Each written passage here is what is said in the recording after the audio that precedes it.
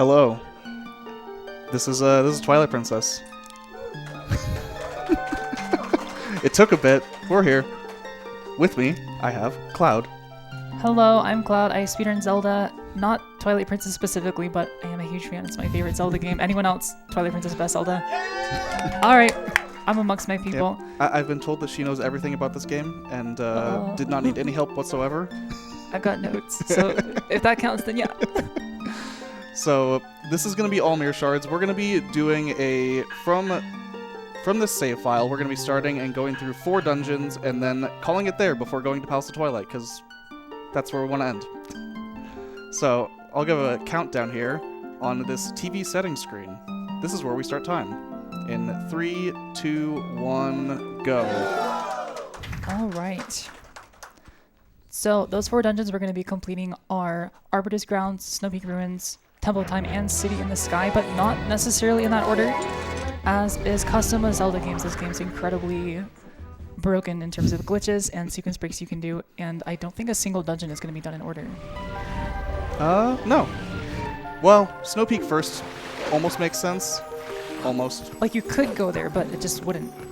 Yeah. You're not supposed to. Yeah. When has that ever stopped a speedrunner?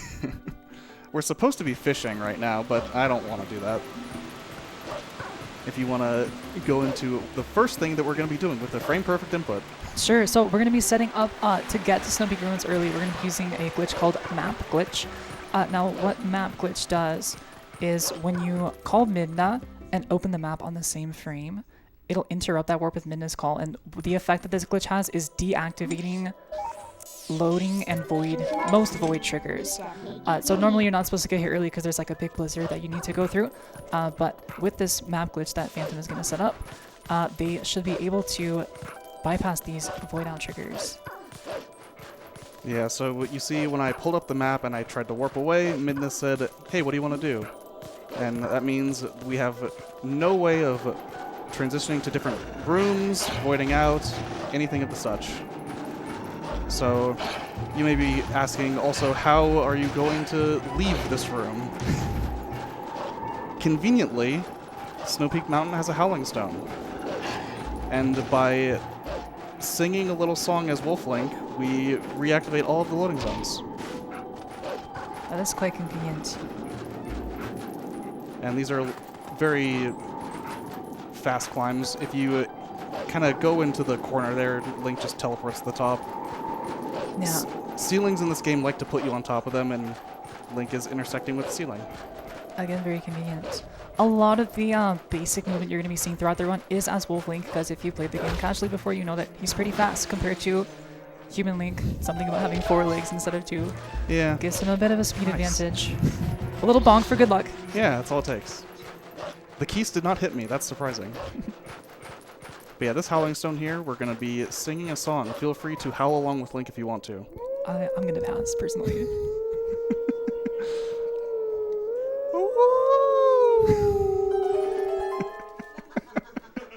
Thank you. And we're done. We don't need to do the rest of it. Sorry. That has reactivated all of the loading zones. If we didn't do that, right about now, I would be soft locked. Link would dig into the hole and not come out the other side. That doesn't sound ideal. And if you think that we're done, well, there's something coming up very shortly, another trick, called an LJA. So LGA, we can go over briefly. This is a ubiquitous and quite well-known speedrun movement tech in Twilight Princess, where you can combo throwing a boomerang into a long jump attack. If you throw a boomerang over an area of collision that's higher where Link is currently standing, or over a void out plane, then you can do a jump attack to get insane speed and void out, which will take you to our good friend, Mr. Yeto. This skips a Shadow Beast fight. You're probably familiar with those if you've played the game before. There's 3 Shadow Beasts that spawn on the top of the mountain to open up the portal to Snow Peak Ruin. Snow Peak. And we decided to skip that fight. But because we skipped the fight, the blizzard doesn't go away. So we get to snowboard blind through the blizzard. Don't try this at home. I do not recommend this. It's kind of hard. Average day in Minnesota in April. April. So we're going to be going forward as fast as possible. And staying airborne maintains Link's speed a lot more. I'm probably not going to be saying too much here because I'm going to try and focus on some visual cues. Yeah, we'll let you log in for a bit. And I did get word earlier that we have met our incentive for this run. Jump off the watchtower and die. It's been a long time since I've seen one of those runs. They're pretty short, pretty quick, and pretty silly. So make sure to stick around for the end of this run if you'd like to watch Link go splat. On purpose. On purpose. So this is a little sketchy.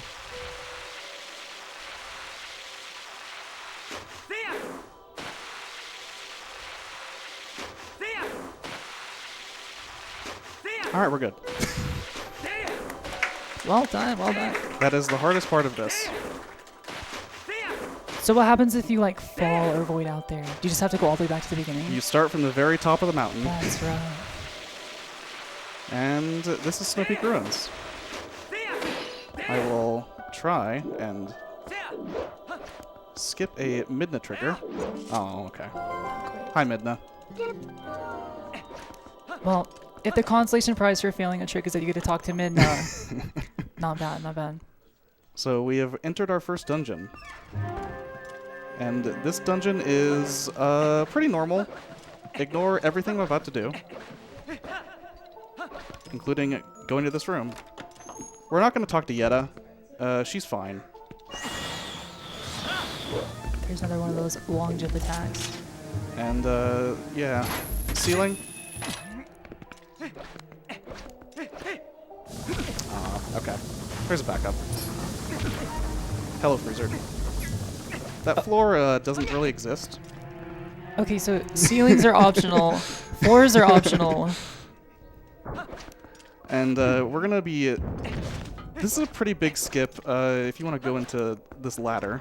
Yeah, so there's this freezer monster that's constantly going to be blowing ice. And there's a frame perfect trick that you can do by kind of descending the ladder and then immediately re-grabbing. That'll kind of mess up his timer, which is supposed to be infinite, but you'll see he kind of stopped blowing his ice breath there. And that was second try, so Now I just wait. pretty happy with that. Yeah, very well done. Let's get a quick round of applause if we could. That is a frame perfect input followed by a 16 frame window for the second drop. And I do need a small key. One small key. For fun. Very conveniently placed, too, for any glitch categories. We're going to be kind of baiting this freezer here.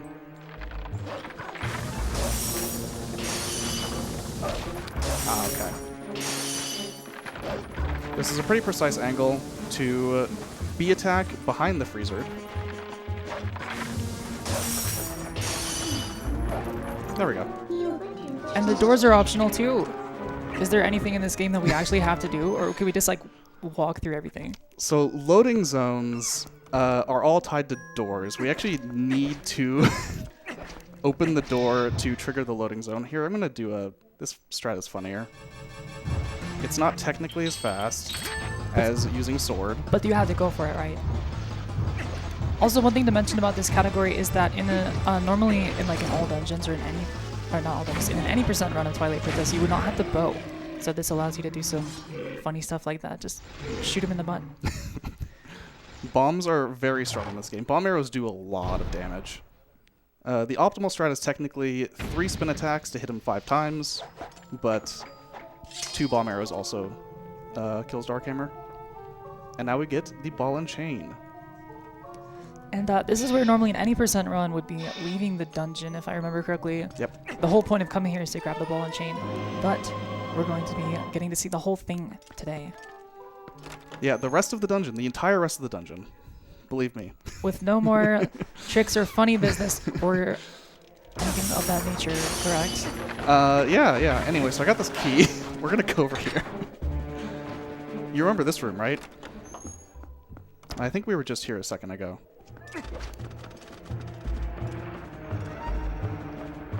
Oh, early. So again, like we mentioned before, setting up that frame perfect freezered window here. All right.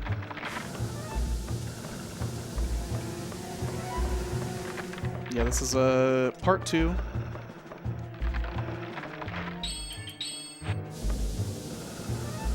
And if you're familiar with Twilight Princess, you probably know where the boss key is. It's right here, in this room. See if I get the roll. Oh, I don't think I did. But this strat here is also slightly suboptimal. You would use bomb arrows in like 100% to defeat all of the chill foes very quickly. But I think that ball and chain strat is much cooler and flashier. Okay. Link didn't turn. That's fine.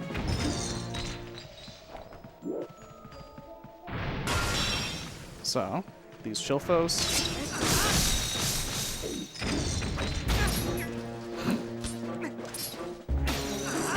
This guy in particular is pretty rude. So is this guy. That's fine. As long as we're having fun, right? Sometimes it just happens that way. But we're gonna grab the boss key here, or the bedroom key, technically. Something that I really love about Twilight Princess speedruns is they tend to be a lot longer category to category compared to a lot of other 3D Zelda games. Yep. Like Twilight Princess has the longest any percent time of any 3D Zelda game. And so what you get to see in a lot of these runs is these micro optimizations that save 1 second, 4 seconds, and you just got hundreds of those scattered about through the run. And that's really what makes the difference between a good runner and a great runner, is getting those micro optimizations and squeezing out time wherever you can. Yeah. There was a 2-frame window when I got the boss key to skip Midna, which I matched for. You wouldn't skip Midna, would you? I tried. My heart. This is Blizzetta. She likes to be a pinball, which is a theme in this game. So this fight is a little bit cheesable for phase 1. We're just going to kind of do it as you might expect from a casual playthrough. Just getting some well-timed throws with the ball and chain here to whittle down the boss's outer shield. This room is also not a circle, by the way. Okay. Really? No. I learned something new today. As you can tell, she does not go in a circular motion. There are a ton of walls. I think it's 32 sides? And it's sometimes hard to predict exactly where she's going to go in that first phase. But phase 2, you're supposed to hit her 3 times by like baiting her to fall down and then hit her with the ball and chain. However, 1, 2.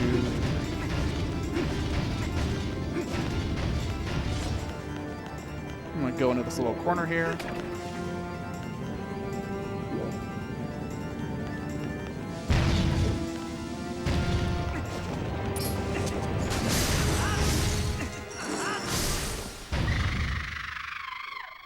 And now we have a 2-minute cutscene. Very nicely done. That's the boss fight right there. It took me a second. I'm like, wait, are we done?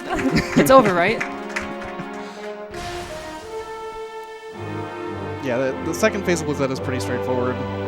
Her iframes go away very quickly. Yeah, I remember that boss fight, the second phase being like a huge pain casually, so. Yep. Watching this is a little bit healing to my soul. And this is our first mirror shard.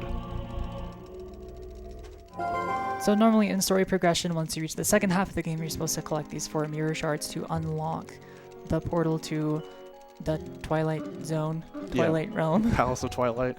Not the Twilight Zone. Which is another dungeon that you would see in other categories, but our run is going to end before then. We get to do all the fun stuff and then cut out the annoying stuff at the end. Oh, I got the gainer. Let's go. Nice. That was super flashy. Frame perfect. It does nothing, though. All the more reason to go for it. I have to hit one of these at some point. 1 frame perfect input. Look into eyes of Yeto. I'll pass. Look in reflection of Yeto's eyes, their true beauty. Who need mirror?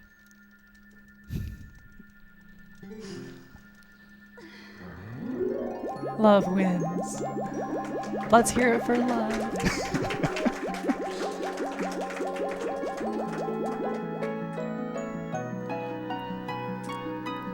So I could grab the heart container. I don't think I will. I will grab some of these, though.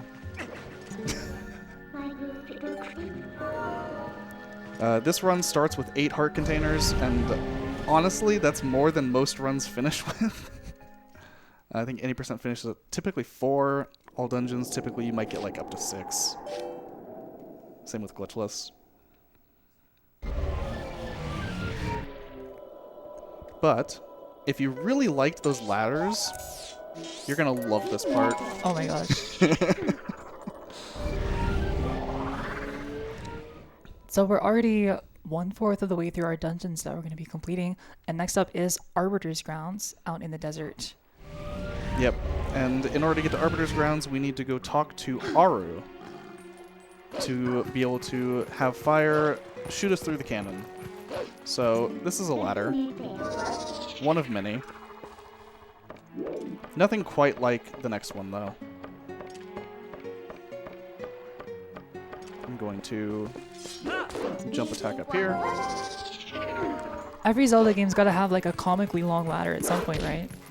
Yeah, yeah. Do you know how long this ladder is? Not long enough. That's not true.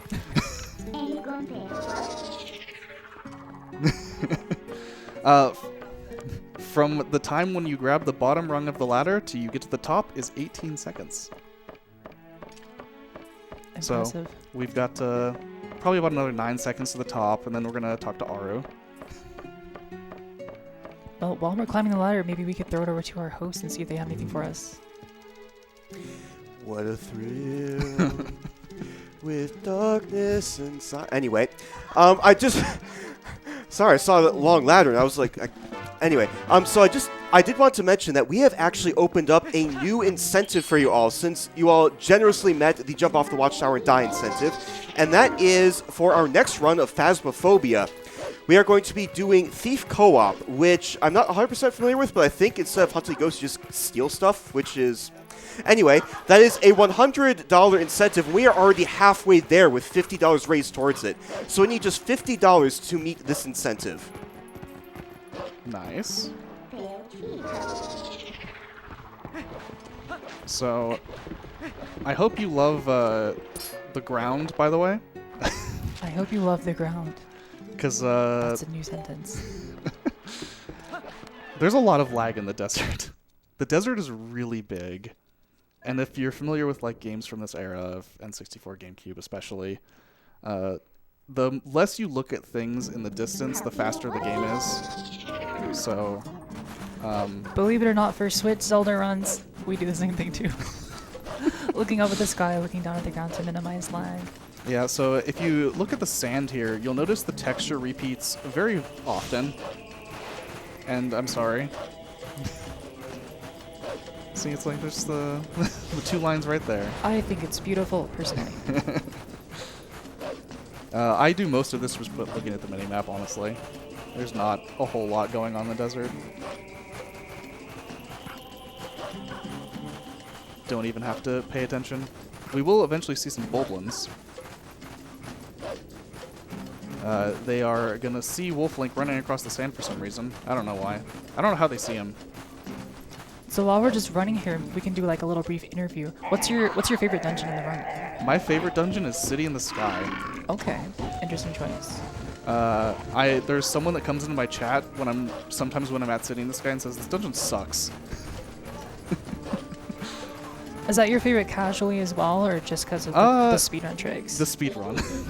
Very fair. Casually, I would probably say, I don't know. Goron Mines? No, not Goron Mines, actually. I was about to say, that might be a controversial pick. I actually do really like Lake Bed. Would not have been my first choice, but I respect it. Link, please. This... Link, please. This fence does not actually exist. I believe in you. There we go. Let's go. I'm going to be going for one trick up here that saves exactly 8 seconds if I get it first try and gets significantly harder every time I fail it. So just get it first try then. If I fail it probably twice, I will just not bother. Fair enough. Fair enough. Because when these Bulblins see you, they start spawning in the Bulblin camp infinitely. That's fun. You can get to a point where there's like 20 guys down here in this exact little area. Okay. At least let me get the jump once. So we're doing some wolf parkour to get up on the wall and skip things. Hopefully I don't get shot. That would be unfortunate.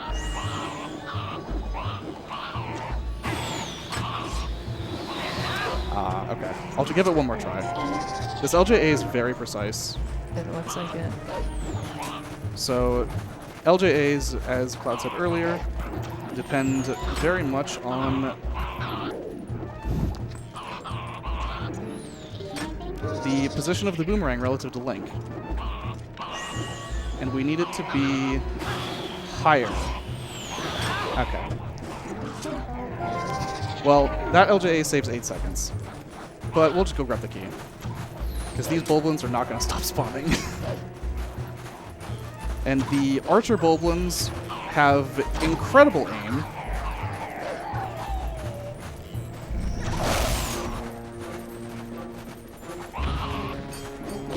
Ow.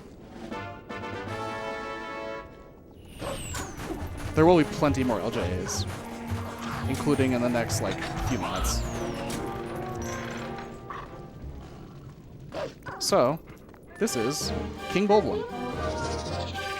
This is the third King Bulblin fight.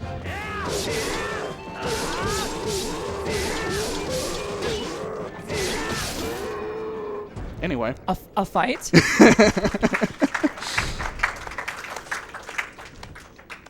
So, if you spin the control stick counterclockwise versus clockwise, Link actually does the spin attack in the direction you spin the control stick.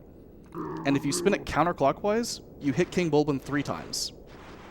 Interesting. Clockwise hits him twice on every spin attack. And I think he's the only one where that matters. Also, you can just stay in this room forever. The building doesn't actually burn down.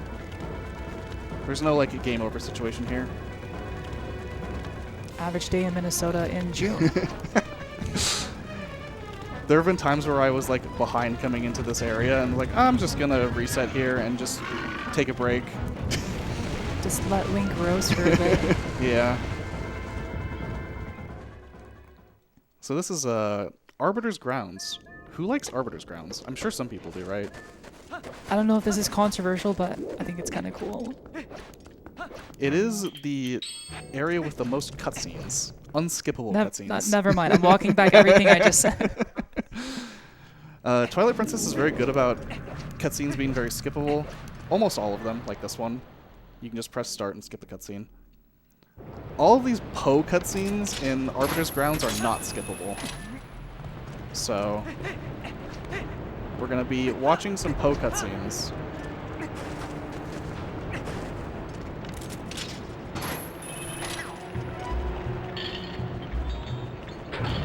However, we will only be watching a few Poe cutscenes. There are 4 Poes in this dungeon that you're supposed to kill. But, conveniently enough, you don't actually need to kill all of them. The devs were a little smart about it. You can only get to Poe 2 if you have the Poe scent, which you would normally get by defeating Poe 1 and smelling it as Wolflink. But we can get the Poe scent off of any Poe.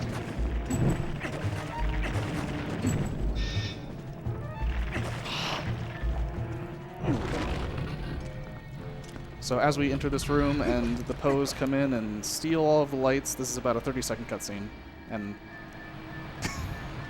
Can't skip. Can't skip. Can't Yeah. skip. It's taunting you. At least they tell you can't skip it, I guess. I have this bad habit when I'm speedrunning to just keep mashing skip through unskippable cutscenes as if it's gonna do anything, like make it play faster. I mean, I do it because I have nothing else to do. There. That's my toxic speedrunning trait. I like how the controller rumbles with the gate dropping. It's very, very, what's the word? Spooky. Spooky, immersive. So we're gonna be skipping the first first Poe fight, correct? Yep. That Poe will Just get gonna- to live. He's fine. Just gonna walk right He's out the door. chilling.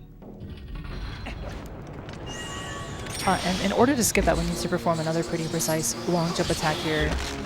As long as that creepy sandworm stays out of our face. Moldorms, please. I'm just gonna get rid of you.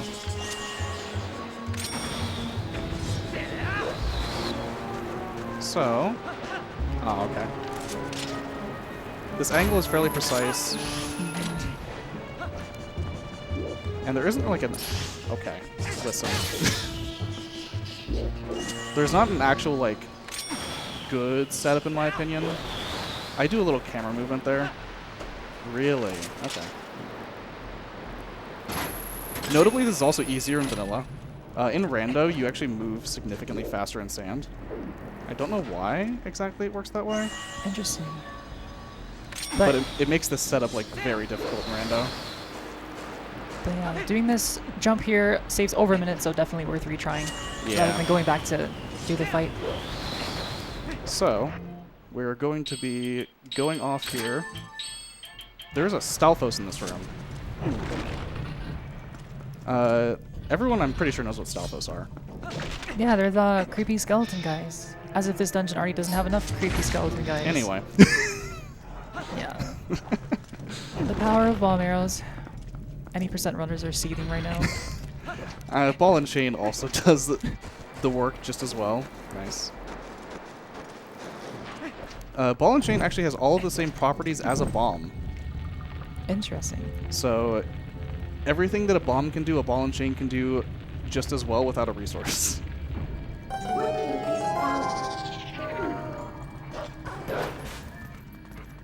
Also, notably, Wolflink can just be attack out of sand and he'll never sink. How tight is the bomb count in this run? In this run, in particular, we start with 30 bombs and we probably don't even use all of them. Oh.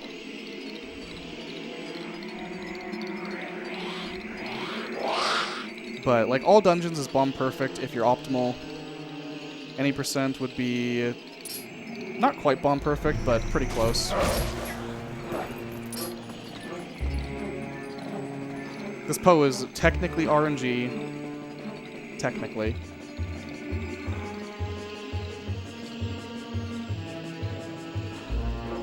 There is a way to kind of manip what he does.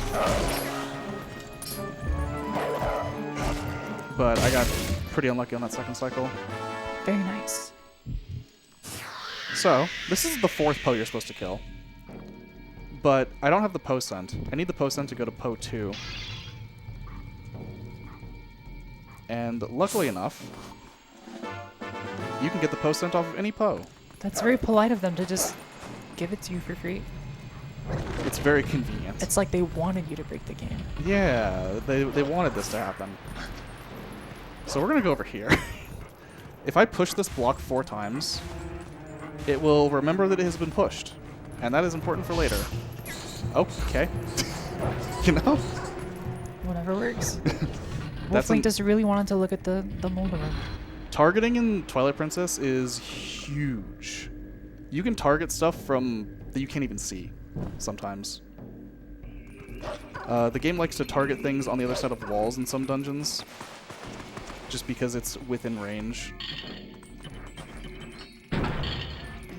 Okay.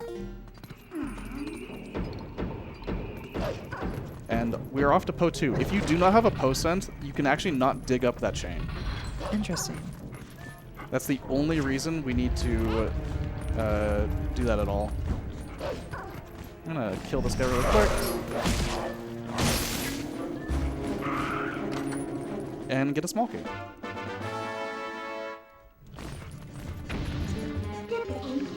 I have a feeling this bubble is going to be very rude to me. You were right. How'd you know? Just intuition. In other categories, I'd really want that red rupee, but you notice we have 300. We need 300 rupees to repair the cannon to go to City in the Sky, and the save file for this category just lets you start with 300. That's really nice. Yeah, I've heard that this category is kind of recommended as like a beginner category for learning Twilight Princess speedruns. Would you agree? I think this category is probably the easiest in the game, honestly. You don't have to do a lot of the hard stuff like Sword and Shield skip, early Master Sword, etc. You kind of just get to play the game, get a good feel for it, and do some of the more fun dungeons. But it doesn't necessarily prepare you for like any percent, like say All Fused Shadows would. And All Fused Shadows is the first 3 dungeons, right? Yep. All Fused Shadows would be clearing Forest Temple, Goron Mines, and Lakebed Temple. Right. So if there's a category where you do the first 3, and a category where you do these 4, is there a category where you just do Hyrule Castle and Palace of Twilight? No. Unfortunately, people don't seem to like those dungeons too much. Especially Palace of Twilight. You could technically just do the IL, I guess. That is a thing. True. So we have a small key. We're gonna go over here. There is a Poe that's you're supposed to go this whole long way around. But doors are kind of cool. This door is locked. From the other side? From the other side. That's great. But conveniently enough, you can just open it with a key. It's like it's a double-sided lock. Almost. Just not visually. And now we have this very fun Re-Dead Knight that if I walk in front of him, he will scream at me.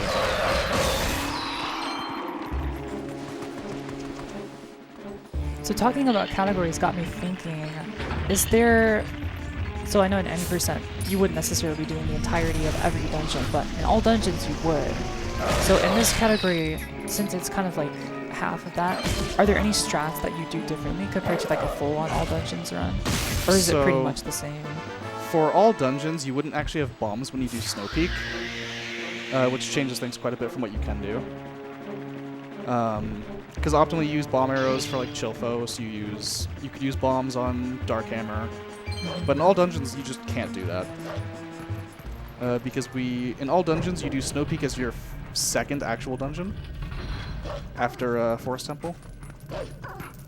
And the bomb bag that you get in all dungeons is from Goron Mines. Post-Goron Mines. Lakebed Temple, well, we don't do that in this category, but it is fairly different in different categories, depending on what you need to do. Also, yeah, Poe 1 just gets to live forever. He's fine. He didn't actually do anything.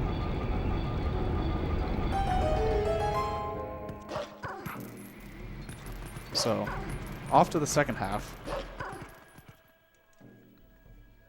And we're gonna get the best item in all of Zelda from this dungeon, right? Where's my spinner fans at? Oh, yeah. I thought you were talking about this boss key. That too. There we go. So that wall kind of doesn't exist, but it kind of does. That seems to be kind of a running theme today. And this big key you're supposed to get, like, you know, right before you fight Stallard. We're just gonna ignore all of that lower area.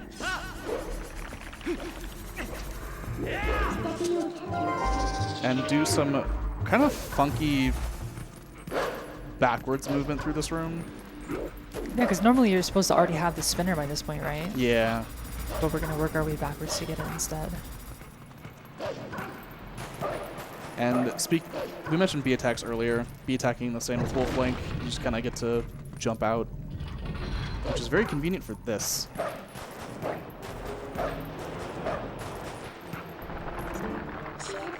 This room, we do need to kill these 3 Stalfos. I'm sure they're going to put up a fight this time, right? Surely. Yeah, yeah. Anyway.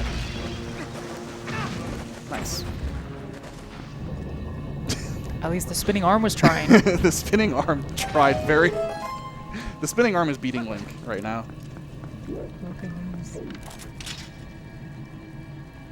And I'm just going to skip the first claw shot target.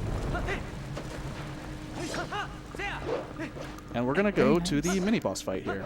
That's another tech I see in Twilight Princess a lot that's really cool. Using a jump attack to get just a tiny bit of extra distance. Yeah. To get over a gap that normally the game wouldn't want you to get over with just Link's normal jump. Yeah, like we just saw there. Link climbs really slowly, and we want to avoid that as much as possible. Whenever I go back to these games, I always miss my dedicated jump button, like the bigger games have. So this is Death Sword. Coolest boss name ever. We're gonna cheese him a little bit.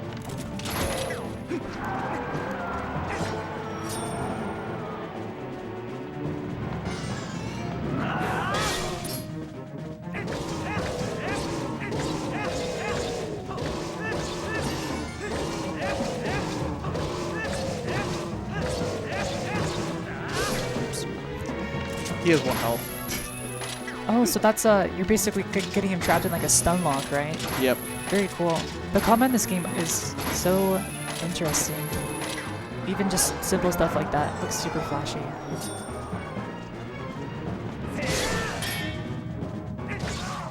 And GG. And that's Death Sword. Yeah, we do a lot of combo resets, especially on mini bosses. Technically also Ganon.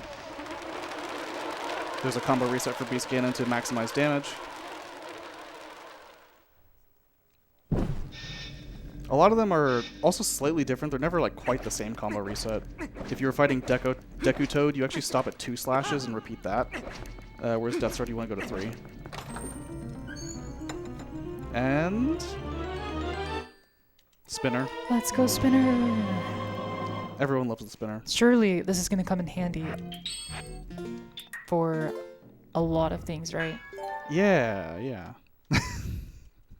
It's definitely used in... It's used in all of the remaining dungeons. It is used in all dungeons, in every dungeon that we have from here on out. You do need it for City in the Sky, you need it for Temple of Time. Also, it's so much faster for crossing this. Very nice. But yeah, right there, it's easier to click back to title screen and save and reload, or faster rather than backtracking. Yeah, very slightly. It wouldn't be that bad to backtrack from Death Sword's room to Stallard room, but it is just a little bit faster to save and quit. That's another tech that you see in a lot of these older games that newer games don't really have as much because they have a set dedicated autosave system. You can't really abuse it in that way. Yeah. To quite the same effect. Yeah, we get 3 save files. It's also faster not to save over an existing save file. It's faster to create a new save file. We do allow technically memory card swapping to just keep making new save files. But not many people do it because it only saves like half a second.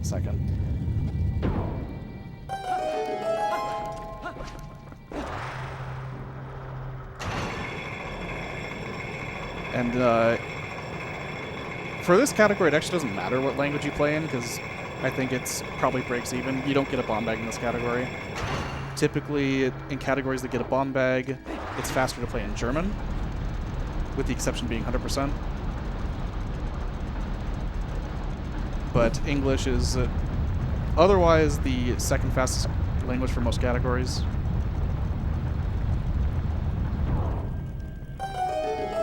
There's a very funny French trick. Oh, where you scam the cannon guy? Yeah. Very fun. Because in French specifically, when you pay for the cannon, he doesn't actually check to see if you have 300 rupees. He just takes all your money. No matter how much it is, it could be 1, and then he repairs the cannon. So now we're coming up on boss number 2, which is Stallard. And this is, well, I'll just say if you like RNG, this is the fight for you. There's a lot of randomness to this run. Yeah, this fight in particular has a lot of RNG with the stall soldiers.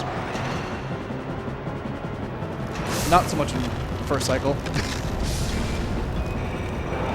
yeah, in phase 1 here, we're just going to be trying to slide down on the spinner and break his spine to kind of get him out of the ground. And he's going to summon these skeleton soldiers to kind of get in your way. So if that happens, you just got to kind of bounce off them and redirect. Yeah. Looks like we're getting some interesting RNG here. Some very fun RNG. To put it nicely. Okay. I don't think I can get enough speed. No, I'm not going to bother. The second cycle I find is the most difficult, honestly, RNG-wise. Third cycle is actually kind of not too bad. Because there's a good setup for the third cycle. Okay. Thanks, Stallard.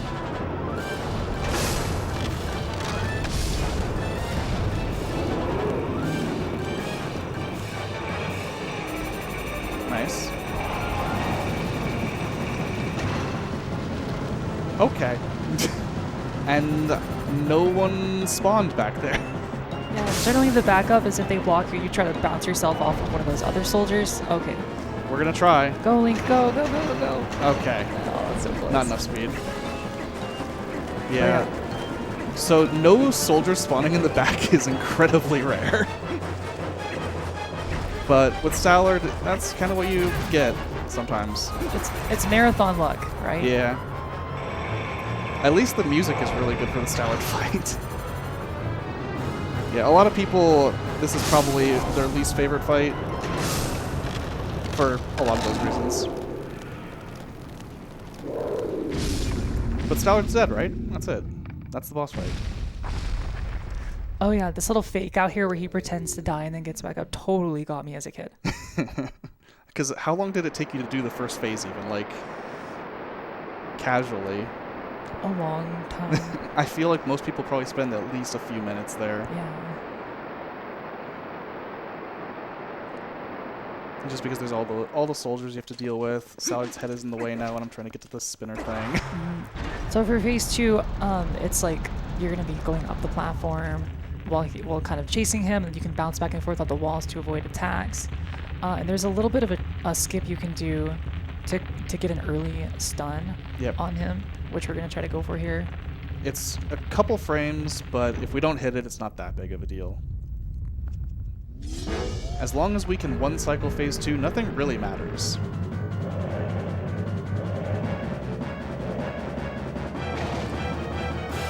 So, I'll move the camera a little bit. Okay. I was a little early. That's fine. You can try and reset it up, but at that point, you might as well just go to the end. The quick knockdown does kind of depend on a little bit of camera manipulation, which, with moving along the wall, is not always the most precise thing in the world.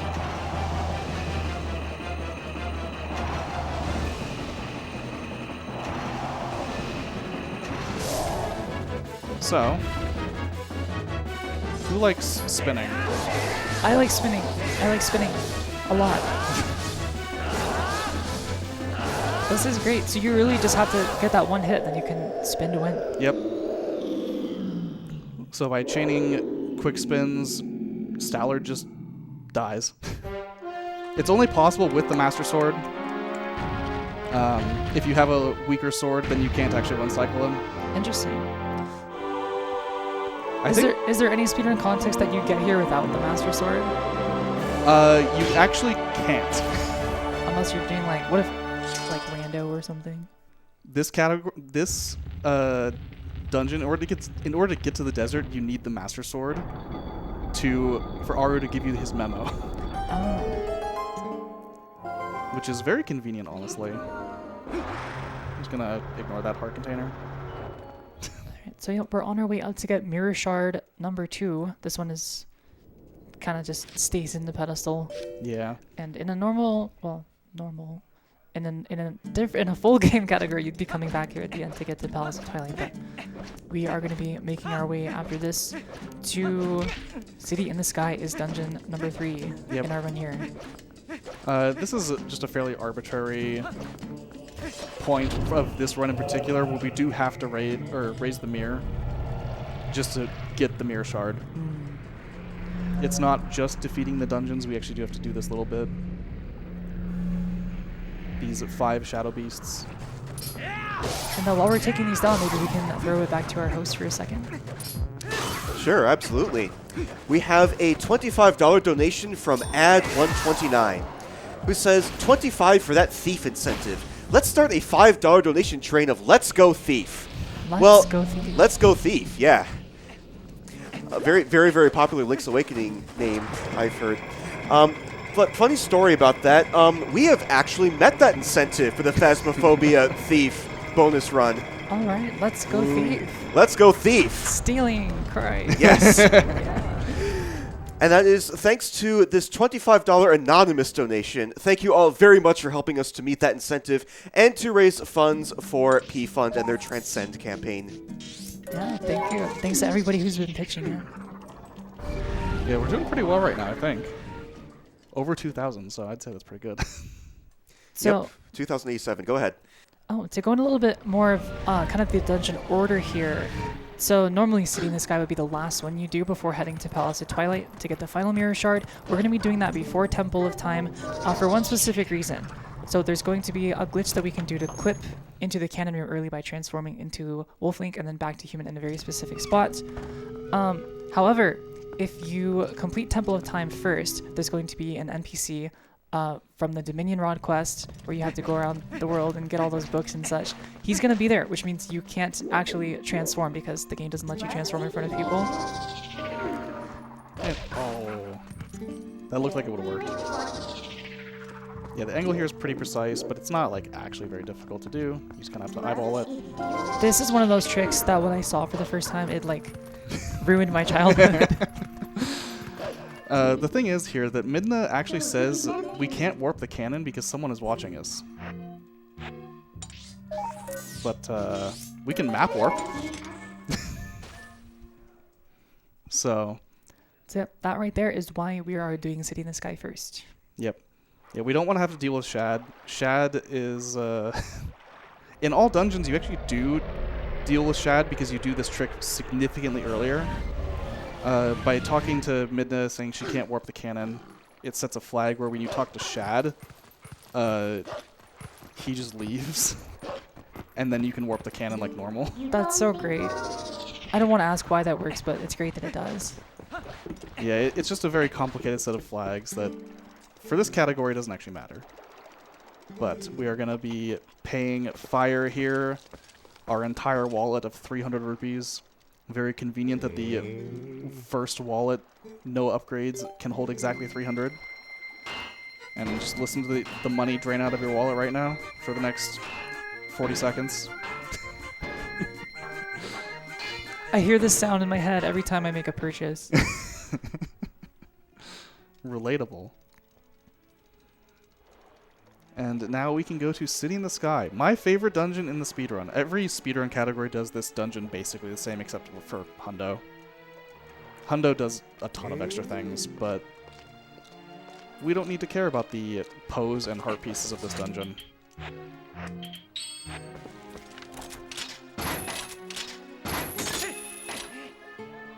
Oh yeah, this is the first time we've seen Uku. Everyone say hi to Man Chicken. I think I'll pass.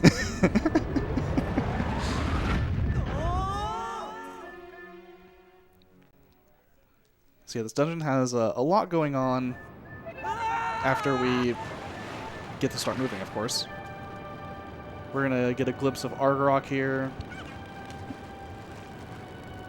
as Uku and Uku Jr. When I played Tears of the Kingdom, I was low-key hoping that there would be like a City in the Sky area you could go to and explore. That would have been so cool. Yeah. They just forgot about it entirely. This poor dungeon.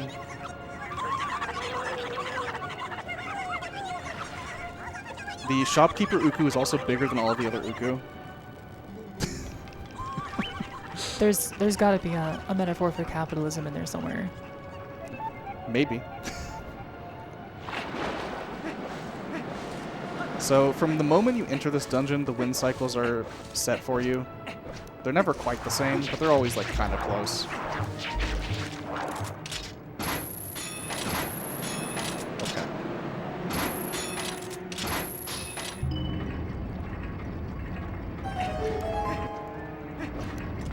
Notably, aiming in this game is kind of weird and it is very controller dependent.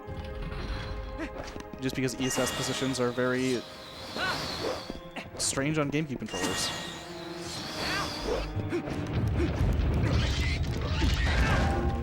Thank you, Helmosaur. But yeah, this dungeon, it's got all those gaps in the floor. It's basically just asking to be abused with LJA.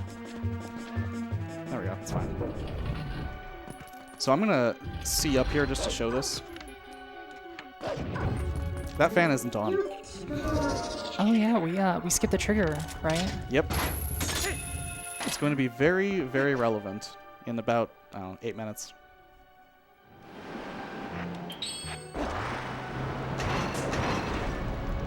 But we still have the spinner. We still get to use the spinner 2 more times. 2 more times?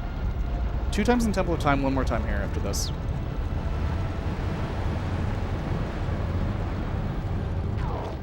So we're going to be going over here and grabbing the small key as you typically would to get to the second half of the dungeon. Iron boots are optional, by the way. Then just roll. Yeah, just roll against the wind. That's what I do when the wind blows strong. Just roll in the opposite direction. Yeah, Exactly. it's so simple. Nice. One small thing that I don't know if many people will really notice. Every time that I use the claw shot, I press C up.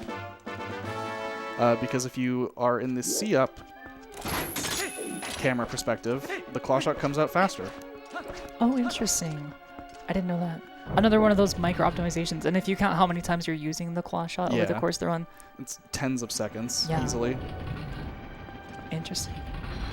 We're going to be skipping an unskippable cutscene up here. Wait. Skipping the unskippable cutscene. Yeah. So I'm waiting for the wind to blow a little bit. And cutscene's been skipped. Very well. So, There's also a side effect to skipping that cutscene is that the game's gonna glitch out where it sets your respawn trigger, and so it'll put you back at that chest instead of all the way back at the beginning of the dungeon. Yep. So it allows for a pretty quick void warp later on. yeah, normally there's supposed to be a cutscene there where Argarok destroys the bridge, so that you can't just like go back to that side of the dungeon anymore. And when you get the small key, it sets your save warp point to there, so that if you were to save warp, you can't just like skip that cutscene. But by just going around the trigger, you can ignore it anyway.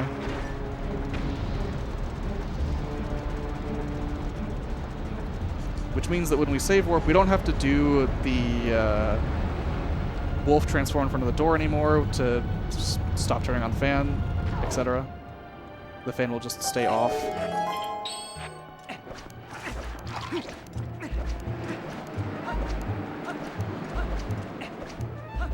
We're rolling.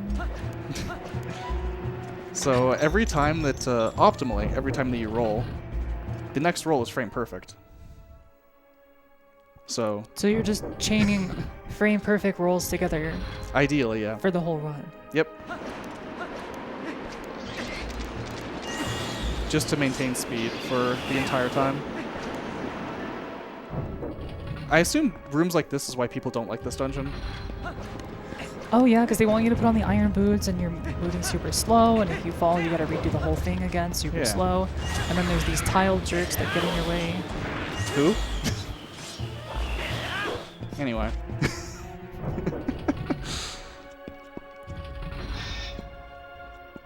So the... Okay. These Dinolfos here. Oh, he lived.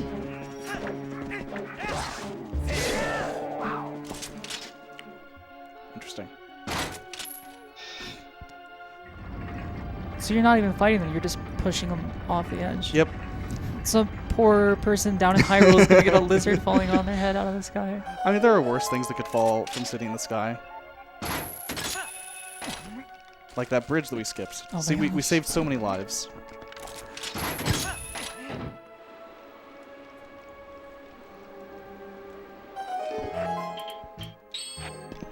So I'm gonna grab this chicken. Just like normal chickens. That's quite a loose definition of chicken you have. I'm not gonna question it. It makes a lot of the same sounds as other chickens. I don't know. It sounds like a chicken to me. It looks like a chicken. Kind of. No comment.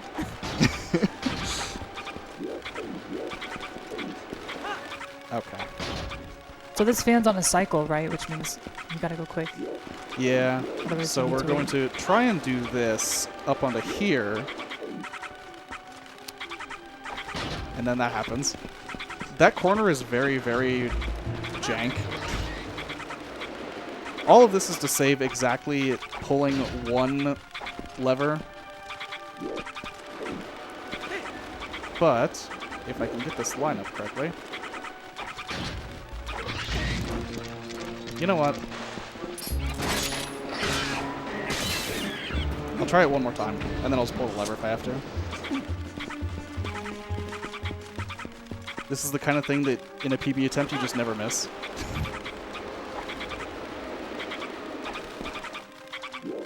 Yeah, why learn the backup if you can just get it first try every time? Yeah. Simple as that. Why do it the intended way? There we go. Very nice. Let's hear it for third try. Yeah, third try. We're gonna be fighting the mini boss here in a second. Are you sure about that? Yeah. We're gonna fight the mini boss, as you do. Just scare Link a little bit. Oh my goodness. I love how he picks up a ton of speed and then it just slows him down. This is a 50-50 frame perfect input to put on the iron boots. Do I get it? Of course. Nope. Oh. I tried to manifest it for you. Yeah. And by fighting the boss, they mean skipping it entirely, as you do. I mean, it's a kind of fight. Again, we've got some very loose definitions here. We do swing the sword. So this is Arolfo's skip. Now there's a claw shot trigger behind that gate that you can actually reach. There's like, I believe it's like an 8-unit window where you can target and just go right through the wall. So we're performing these menu inputs which will buffer the angle to the correct position. And then if they get it correctly, then they can just claw shot right through the gate. My visual cue is different on the CRT, so Beautiful. I was very confused. Beautiful. Yeah, Phantom made that look easy, for sure. I normally look at the bottom of the screen, and the bottom of the screen was cut off a little bit. Oh my goodness. So, Well done adapting on the fly. And if you mess up your angle there, you can just void out and give it another shot because it resets you to a consistent position. Yep. Each time you enter the room. So we have 2 claw shots now, and by save warping, we end up back where we said earlier at the chest at the beginning. This first small key chest. I guess technically only small key chest. That's some flashy movement. I like that. It's ever so slightly faster than using the claw shot. But it's cool, and that's all that matters. Very true. I've always been saying I think that the leaderboard mod should give you points off here and there for coolness. Normally there would be a cutscene trigger here for Argarok to destroy the bridge, but we already have double claw shot, so that cutscene trigger is gone. And we're going to be doing another fancy trick, I guess, you can say, called Kai Clip. This is pretty similar to Arolfo's skip in the sense that we're going to be clipping or targeting a claw shot target that we're not supposed to reach yet, and it'll pull Link through the ceiling. And The game just doesn't care about the fact that there's a ceiling in the way. As long as you can hit the target, it'll pull you right through. And this clip saves about 12 seconds over the alternative.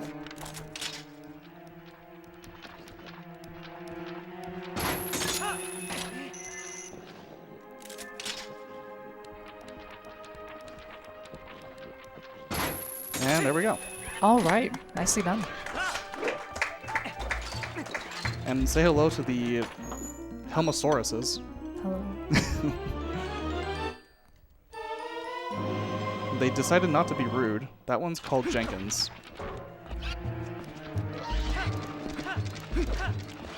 Okay. This one down here is Leroy. The other one at top, I don't think has a name. I forgot the Twilight Princess speedrunners like to name everything in the game. We don't have a lot of named enemies in this category because we skip a lot of them. So I was supposed to turn this fan on. But that's how claw shots work. As you'd expect, really, right? Oh, this looks precise. This is actually very precise. Oh, wow. Nicely done. Incredible execution. Yeah, I think that's a couple units on the right target, and the left target's a little bit more lenient. That was a very quick setup, too. And this is the fan room. The room of cycles. Because all of the fans are moving on a cycle. And ideally, you just get all of the cycles, right? Of course.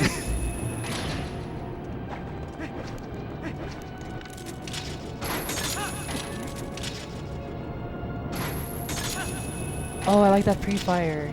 That's very flashy. You actually kind of have to do that. Yeah. Oh, so close.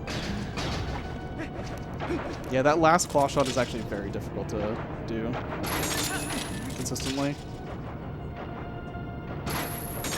I was joking about the spinner earlier, but I actually do think the double claw shots do have a decent argument for being one of the best Zelda items. It's a shame that you just can't use them on more places. Yeah, I mean, you get them so late in the game. Yeah, Twilight Princess has a lot of... The claw shot is very restricted in what you can use it for. Unlike Ocarina of Time and Majora's Mask's hook shots that can target anything. And you get to actually just break the game. Claw shot has to have very specific... These are claw shot points.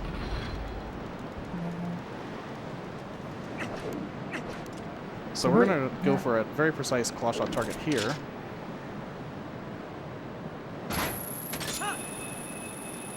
That's gotta save like multiple minutes, right? Yeah, you gotta climb all the way up around normally. Yeah, definitely. Minutes. Wait, I'm not in the know. So, Argarok. There's a lot going on here. I know Cloud has a page of notes, a giant page of notes on Argarok. I do, and I'm probably just gonna try to read this one verbatim so I don't mess it up.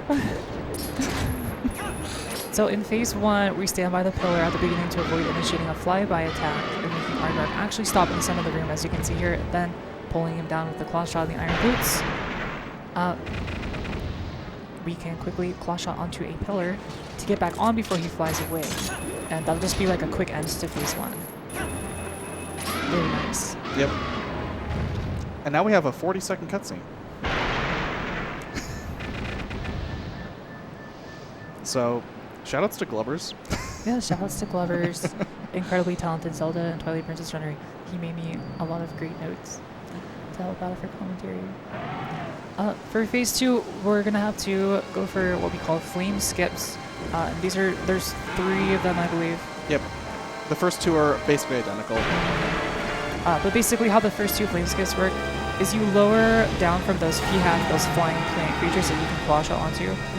Get down to a specific height, so that when you claw shot back up to the next one, it'll cancel the flame breath attack, because normally he's kind of sweeping along. You have to kind of go around and wait for him to finish before you or to get around the back of him. But with this flame skip, you can cancel that early and just get a quick latch onto his back to get in those sword strikes. I'm also going to ruin something for everyone. That intro to the boss music where it's like the build-up, it sounds like Who Wants to Be a Millionaire. You're welcome.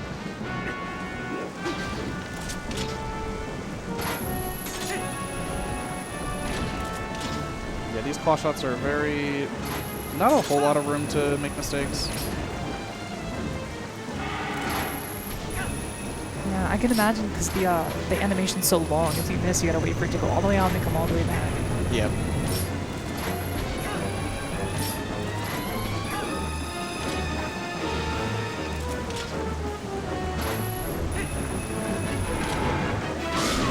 And that is the first cycle.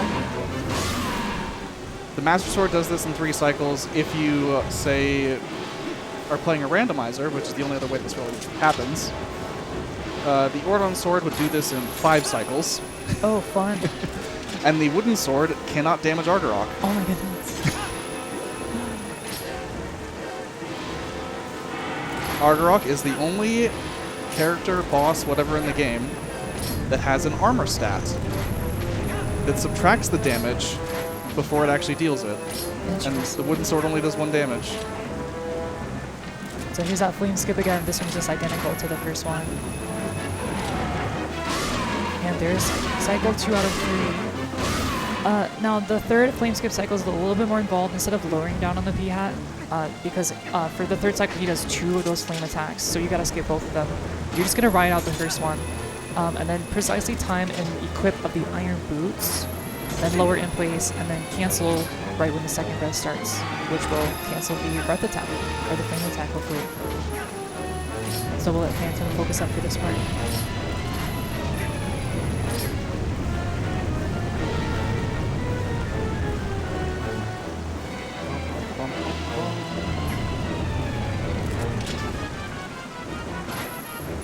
And that's Very Argarok. nice. Well done. Yeah, that fight with the flame cancels saves probably like 30 or 40 seconds. That's great. Otherwise, it's just a big auto-scroller. It's an auto-scroller either way, but it's a faster auto-scroller. And I will grab this heart container. I'm missing 2 hearts right now. I'm also going to be taking 2 hearts of damage by leaving City in the Sky. So I'd ideally like to have a little bit more health going into our final dungeon. Which is Temple of Time. And this one we are going to be completing completely normally with no tricks or exploits whatsoever, right? Yeah. Nothing Sarcasm, weird happening by at the way. all. This is the 4th shard, by the way, according to Midna. I don't think she was counting correctly. So technically from here you could just go to Palace of Twilight, right? Yeah. Because the game actually only checks for the last mirror shard, and then you have to have the platform at Arbor's Grounds raised. So in any percent, you don't need to beat Snow Peak Ruins, and you don't need to go to Temple of Time at all. But for this category, we're going to complete some of Temple of Time. Emphasis on some. First, we have to get there. Normally, you're supposed to use the golden chicken to fly into Sacred Grove. But I have a different way of flying into Sacred Grove. And it uses the boomerang a lot.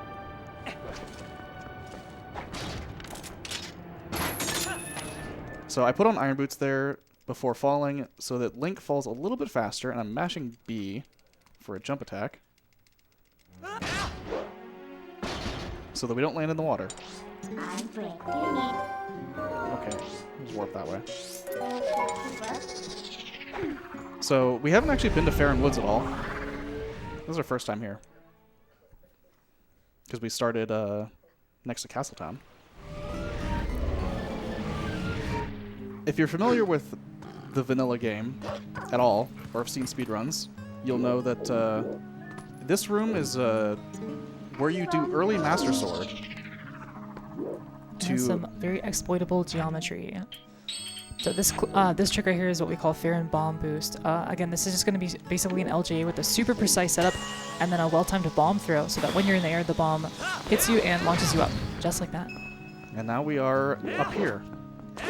We're not quite done yet. We gotta kind of navigate around this tricky geometry to get to the next area.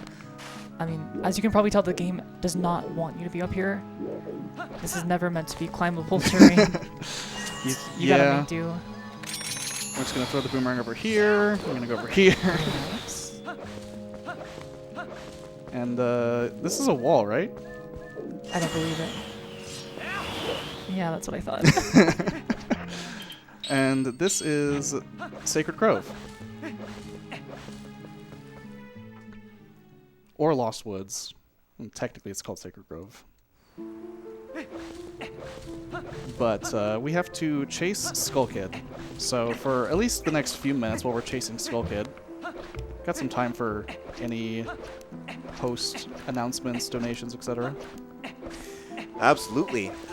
Well, first I would like to say that for those of you who may have just joined us, you are watching Midwest Speedfest 2025, a charity speedrun marathon live from VGMCon Dimensional Rift near Minneapolis, Minnesota. We're live all 3 days of this convention, starting at 9:30 a.m. Central Time each day, showcasing amazing speedruns and raising funds for P-Fund Foundation. To donate, you can go to donate.midwestspeedfest.com or type !donate in chat, or you can take a look at the pinned message at the top of our Twitch chat and follow the links there.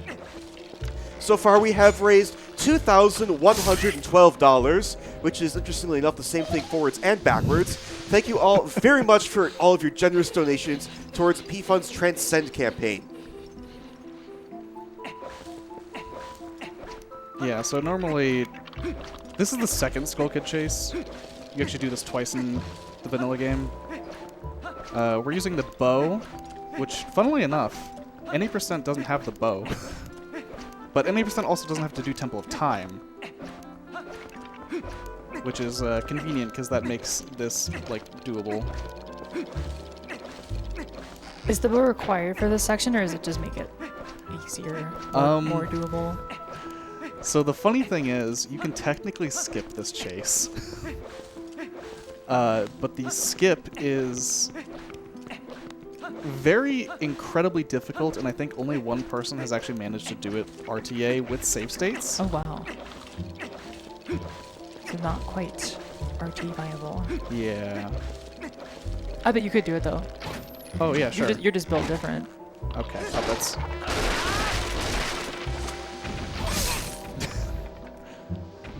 So we've shot Skull Kid 3 times. I need to shoot him 3 more times. Halfway done, let's go. At least the last 3 are all in one room.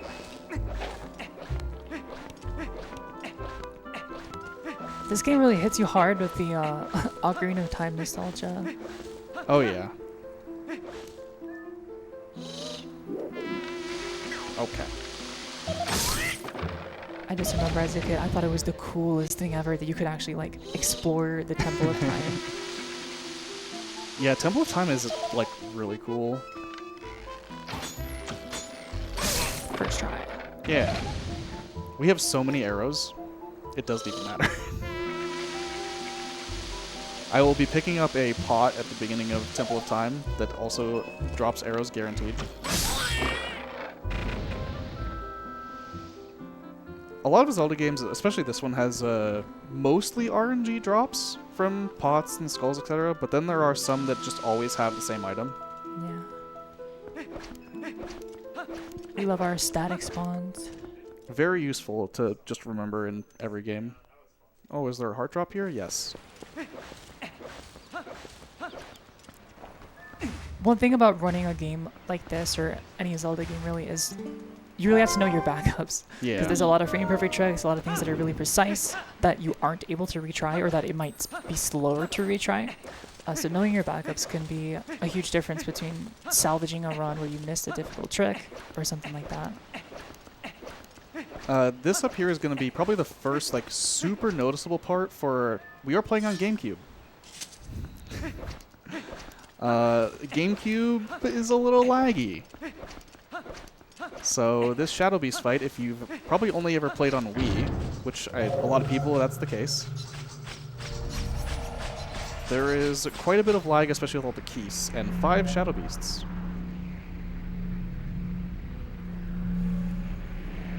It's actually very hard to do quick spins here.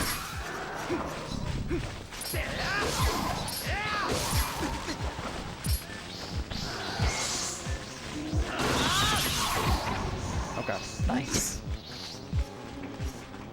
You defeated the lag. Yeah, so quick spins in Twilight Princess are, I think, from what I've heard, the input is a lot slower than it is in, like, Majora's Mask. Which I haven't played Majora's Mask in time recently to verify, but I've been told by someone that has that they have to, when switching to TP, they have to spin the stick a lot slower. Oh, now that you mention it, I'll have to bust out my copy of Breath of the Wild and have you try quick spin in that game to see how it compares. Yeah, I'm curious. I haven't played Breath of the Wild in 6 years or whatever.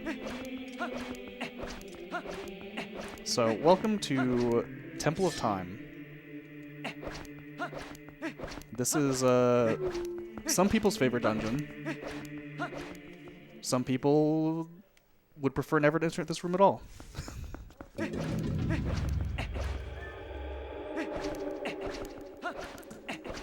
Conveniently enough, this pot here on the left always has arrows. And I think that was the first time I've done a running slash. Twilight Princess Link can slash his sword while moving, which isn't true for a lot of Zelda games. I remember thinking that was just the coolest thing ever. I felt like a power upgrade after having only played Ocarina of Time. Oh yeah, Ocarina of Time, Majora's Mask, Wind Waker. Going to those is sometimes difficult because I'm like, oh, I'm gonna swing my sword. Why do you stop? Even the Switch games, you can't do that. Yeah. Unless you're like on horseback. So I'm gonna go for a very funny thing here. We like funny. It saves seconds. Literal seconds. Nice. Uku was down there, by the way. We just jumped over Uku. That's all we did. No Uku in the inventory. Skipping Uku is always worth it. So there's some cheese you can do inside Temple of Time. We talked about using jump attacks midair to get a little bit of extra distance. We're going to be exploiting that here as well. Dropping down and then just jumping on top of the gate and over. To skip the puzzles / combat. Whatever was in that room. I don't know because we skipped right by it. We're going to be doing that a couple of times. Hopefully I can do this before they wake up. Okay. The main kind of mechanic for this dungeon is you work your way up linearly, is that a word? Through this series of rooms all the way to the top where you do a mini-boss fight and you unlock the dungeon item, Dominion Rod, which you can use to control a big statue, and you use that to pull him all the way back through the dungeon to the end. But then you open up the gate to kind of like the final area. Now, I mean, we have to get up there, so we don't have a way to skip the ascent. But the descent is going to go a lot quicker, as you will see in a few minutes. Yeah, so this is not the last use of spinner. There's one more. Also, fun fact, my PB here falls twice because I tried to be a gamer and take that cycle. You gotta go for it. No. It loses a minute every time. Now, how much does it save? A couple seconds. Oh. We love those high-risk, low-reward tricks.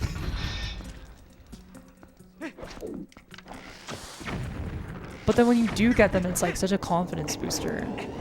Yeah, yeah. It's very worth it, I'm sure. Also, that little setup I did with the roll and backflip just puts me exactly where the chest is going to be, so I can just mash it. Wait, that was cute. that was really cute. I like that.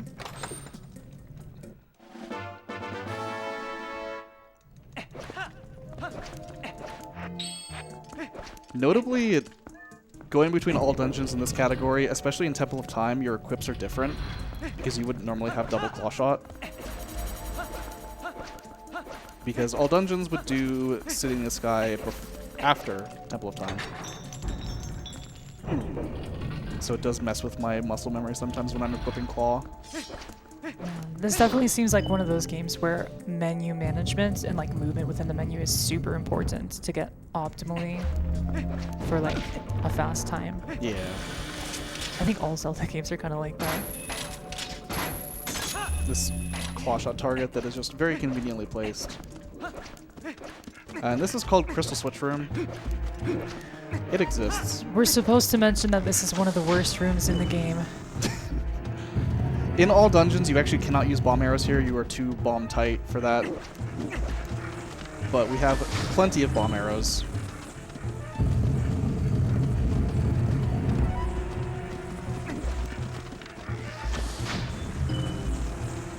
And we're done with the room. My notes has some things to say about this room that I will not repeat on stream.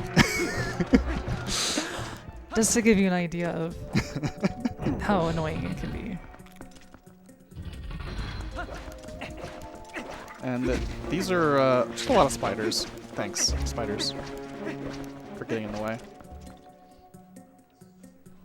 We're gonna be grabbing the boss key here, actually. You're supposed to bring the statue back down, use the scales to, like... To get on the way back, right? Yep. So we're gonna get up on here on this little ledge and just claw shot this. Very nice. That looks like one of those tricks that that it feels like you totally could accidentally do it casually if you were just messing around enough. Yeah, if you just know what to do. Yeah. Like, you know that you have to come up here, so... It's like a tiny little ledge. And this room is very cool if I do this correctly. So I'm going to be mashing bomb arrows.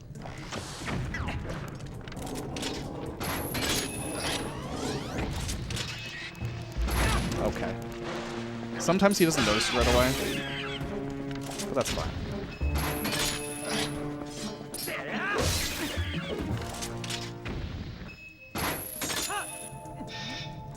You're also supposed to use the Dominion Rod in here to grab more statues off the side of the walls here. But these also wait on the switches, which just happens to be incredibly convenient. Because if you needed to use more statues instead of just the Helmosaurs, then you would have to do this later. Also convenient that you can just pull them up to the higher ledge with the claw shot. Yeah.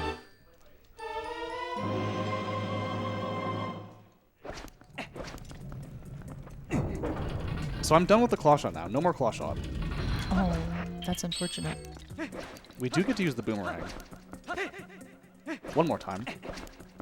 For something that doesn't look like it would be an LJA that you would even care about. Oh, I'm not sure I've seen this one. This room is the room that I don't like. These Lizalfos are rude.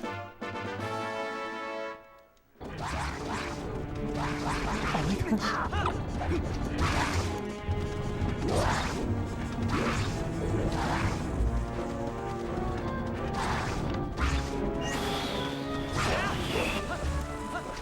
That's a neat skip. I haven't seen that one yet. And we're gonna just kill those two Armos.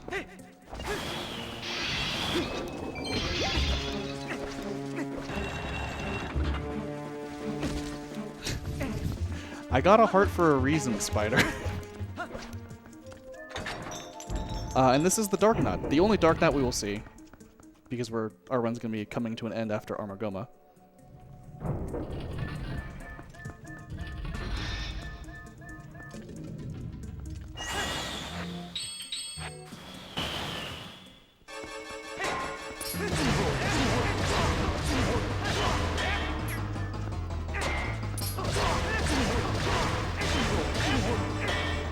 So yeah, running slashes could have been shield stunned, and then you can just wail away. Very cool. And you notice I equipped the ball and chain. The swordplay in this game is so great. It's fun to watch. Okay. Nice kick. We're just gonna do this.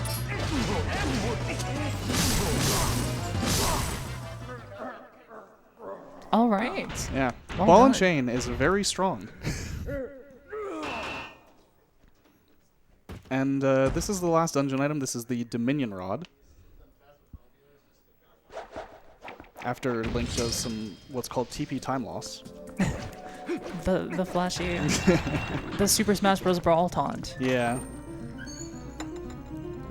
So yeah, like we mentioned, normally this is the point where you're supposed to grab that big statue and kind of escort him all the way back through the rooms, kind of like flipping the dungeon on its head, allowing you to kind of breeze your way back through. But we don't need to do that. Instead, we can do another save load warp to get back to the main room, which is conveniently right where we need to go for the next room. And to skip the statue, we're going to be performing what we call dot skip or door of time skip. And this is another pretty precise setup where we're going to be clipping through that door.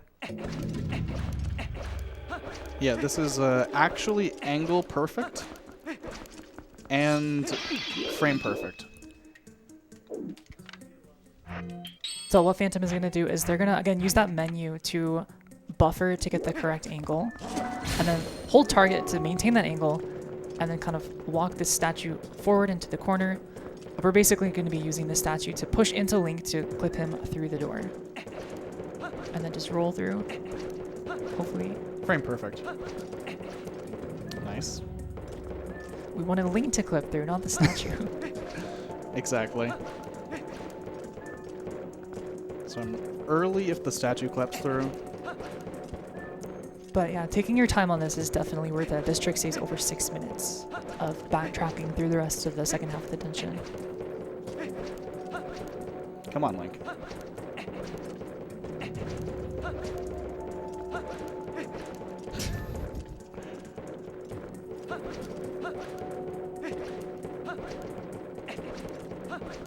The fun part is that this isn't a, it's not frame perfect in the sense that it's the first frame that you can roll, it's the third frame you can roll.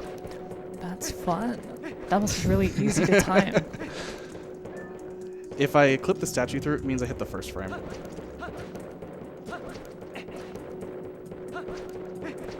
Come on, Link. My angle is still good.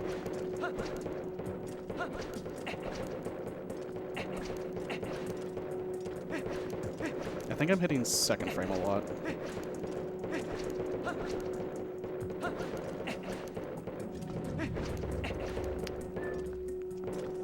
Come on, Link. I believe in you. We're sending you our energy. This wall doesn't actually exist.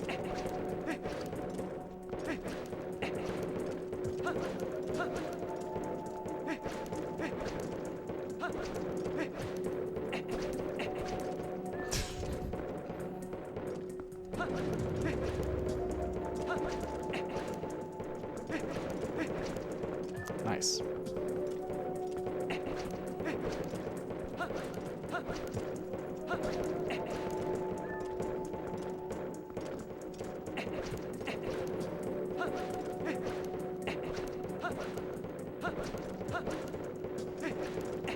Normally, if my angle has changed, I would bonk. If I really don't believe in myself, I will go and reset the angle. You got this.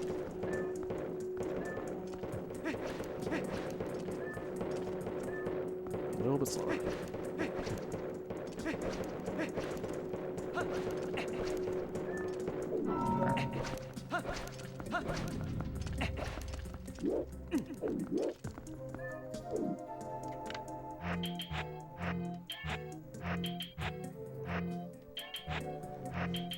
Buffering by opening and reopening the menu like that, I believe it buffers 16 frames at a time. Is that correct? A minimum of 2. A minimum of 2.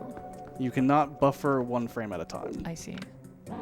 Interesting. Breath of the Wild is the same way. I didn't know that. Yeah, the start menu buffers, I think it's 12 or 16. The start menu, that's what it was. That's such an awkward window for trying to time something frame perfect. Hit the button, then wait 16 frames Exactly. to see if you got it. Over half a second. Come on, Link.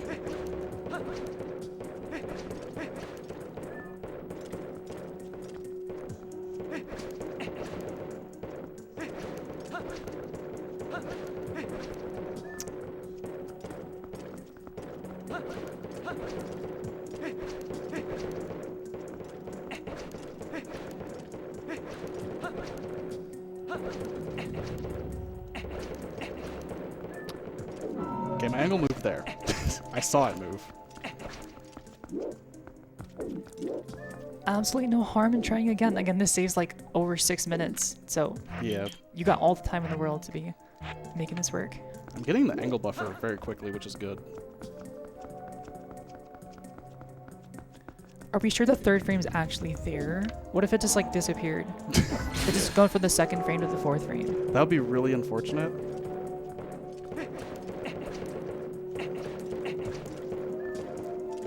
Come on, Link.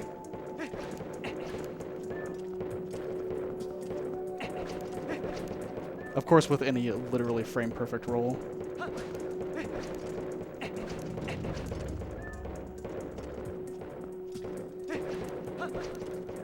it is mostly down to feel and not like you can actually react to it. Don't you just love those tricks that are based off of vibes with no consistent cue? I'm sure there's a lot of those in Breath of the Wild. Yeah.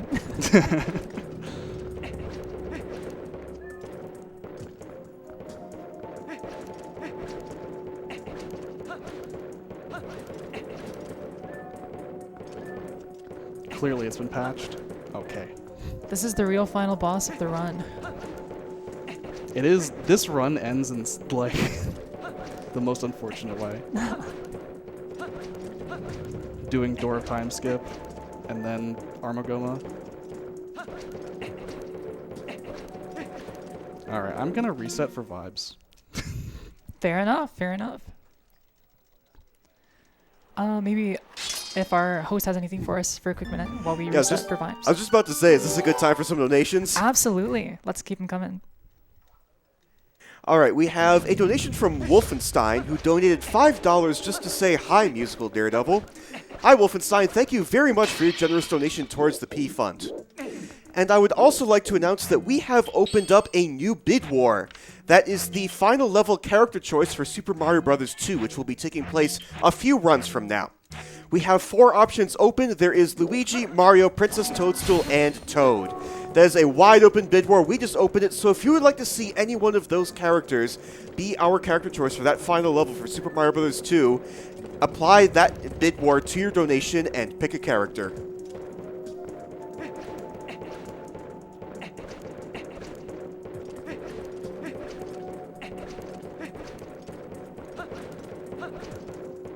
He wants to clip. I can feel it. He really does. Except the statue also wants to clip. Okay, I saw the camera move. Sometimes the camera can just move on its own, which I don't know if anyone's actually figured out why that happens.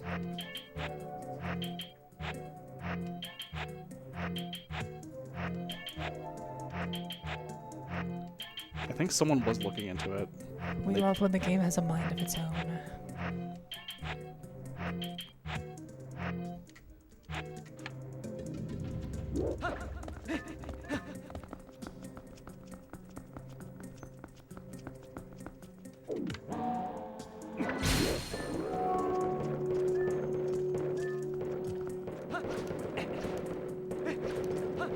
Come on, Link.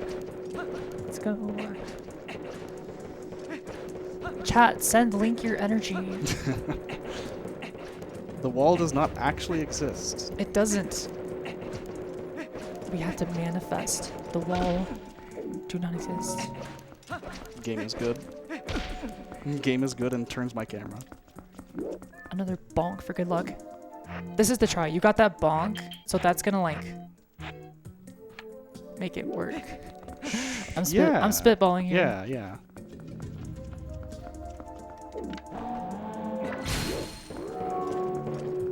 I was not looking too closely. This might not be the angle.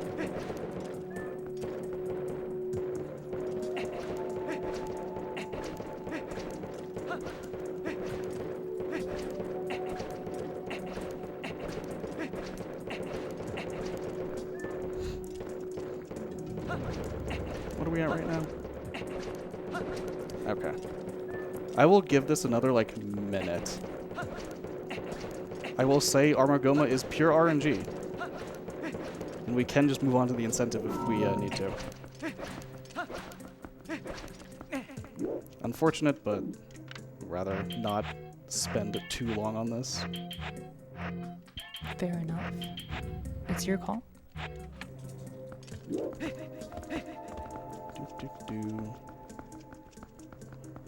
Unfortunately, this is just a trick that you can't easily troubleshoot without the practice ROM. Would you say it's one of those tricks where you just have to bang your head into the wall repeatedly till you get it? Yeah, exactly. As Link is trying to do.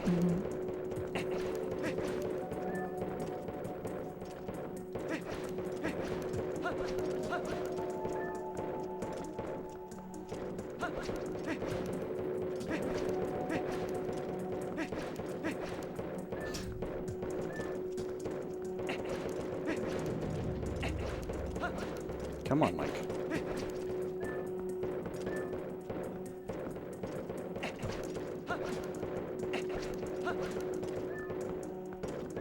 I mean, to be fair, if a big metal statue was trying to push me through a door, I'd probably be a little bit resistant to that. Can't blame the guy. Yeah, it's unfortunate.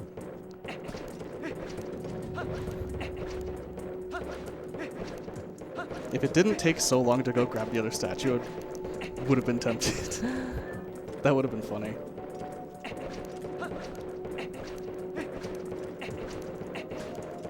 So it has been another minute. Yeah, I do think you we'll feel? call it there. Unfortunately, no spider. All right. No spider. We were all looking forward to getting to see the big creepy spider.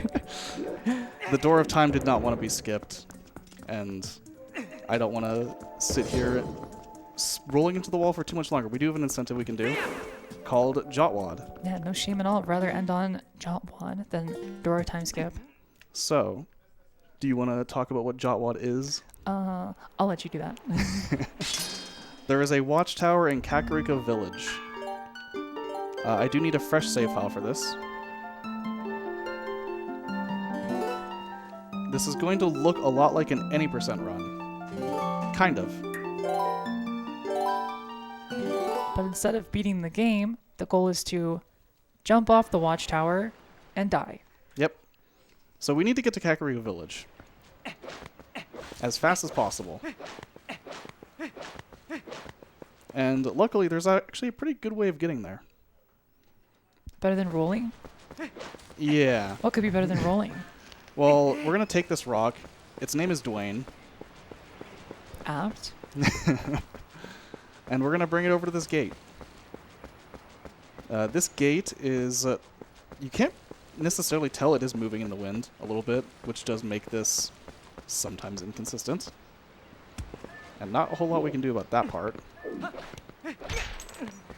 Nice. Another glitch where we use an item to displace Link's model and push him through a wall. Except this time, we're trying to get to the other side of the gate. I kind of want the rock to be like right about here.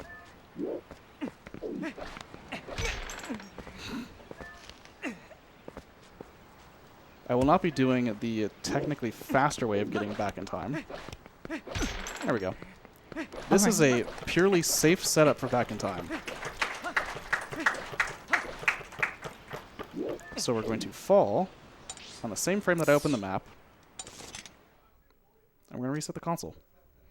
If you guys haven't seen Back in Time before, this is a super cool glitch or exploit that exists in a few different 3D Zelda games where, by voting out and resetting, you can play as Link on the title screen. The title screen that you see rendered is, it's like actually a full, not quite a full game render, but you've got actual inventory items, actual armor, and so then by kind of, you can make a save from that point and then basically play from that point onward. And this is how a lot of TP speedruns start out, getting back in time there, and then you've instantly got the Hylian shield, you've instantly got the sword. Yep. And by game overing, we're put where the game thinks we should be. Which is the King Bulb in one fight.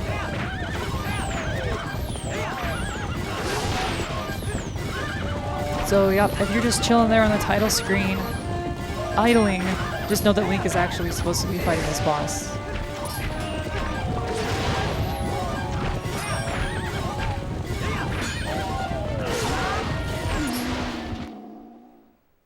He's a little RNG. He can go left or right. Going left is a little bit more annoying to deal with. Going right, he kind of just like rides into you.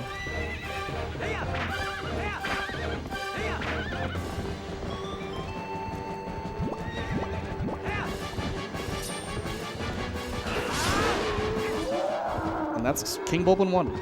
Very nice. We did 3 earlier on the way to Arbiter's Grounds. Well, Yep. fight, King Bulbin 3, yeah. right? And then we just did 1. King Bulbin 2, you basically never see in a speedrun. Unless it's Hundo. Actually, no, Hundo skips it. but KB4 is the one that's in Hyrule Castle. We need to reload Kakariko Village, actually, because it's in this kind of weird state. We just beat King Bulblin. It's not supposed to be Twilight. But the Shadow Beasts here will now spawn. And I need their help.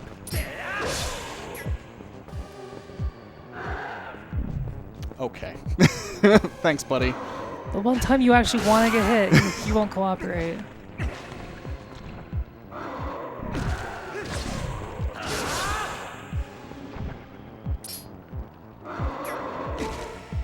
One more.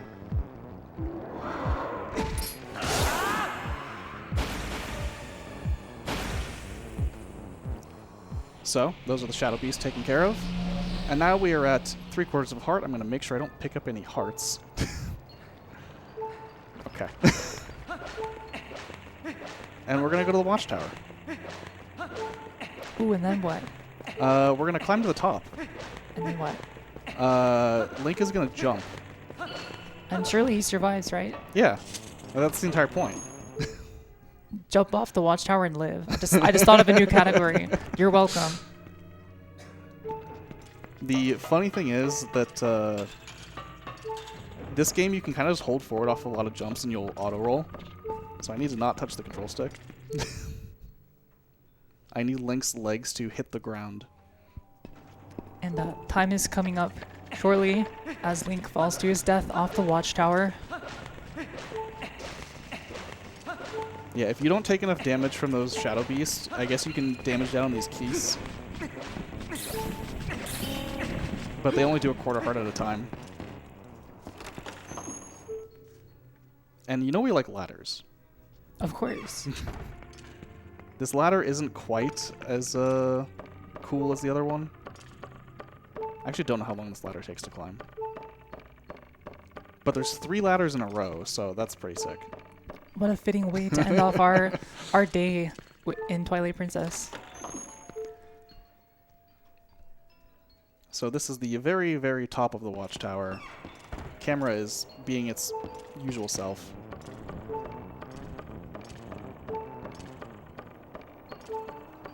And time will be coming up as soon as Link hits the ground. And time. All right.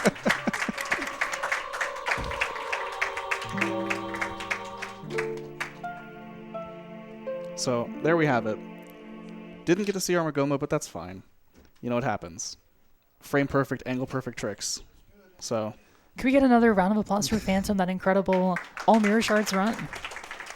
So yeah, thank you all for hanging out, and be here for Cloud's Run tomorrow. If you guys haven't quite got your fill of Zelda, I'll be playing Breath of the Wild tomorrow, so make sure to come back for that. Yep. Shoutouts to Glubbers and Midwest Speedfest especially, and enjoy the rest of the marathon. Yep, thank you.